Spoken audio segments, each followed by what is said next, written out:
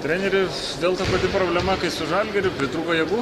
Ne, jėgų tai tikrai manau, kad nepritrūko, nes panaudojo šiandien daug žaidėjų. Tiesiog vėl tos vaikiškos elementarios klaidos. Viską jos nulėmė. Treneri, turbūt žiūrint bent jau šalies ir Petroje, pamačiausia tai, kad varžovai didžiąją dalį taškų pelnė ne po kažkokių savo kombinacijų, po derinių, bet būtent po Juventus žaidėjų kažkokių neapsižiūrėjimų. Taip.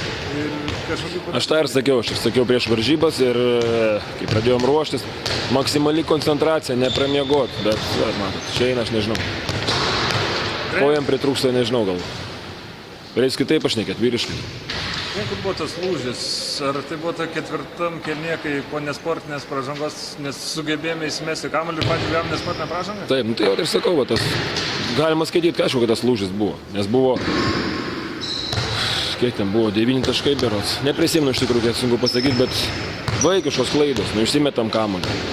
Ties vidurio linija, paprastos klaidos, ten nubėga, jie gaunam, vėl duodam nesportinę. Čia nežinau. Meistriškumas, nežinau, kaip ir atrodo vyrai subrendę, bet gaila, aišku. Treneriai, tai, kad kai kuriuose praktiškai visose rungtynėse rezultatyviausias, naudingiausias žaidėjas būna vis kitas. Jūs džiugina, nes tai rodo, kad Juventus komanda yra daug lygiaverčių žaidėjų, ar neramina, nes neturi tikro lyderio?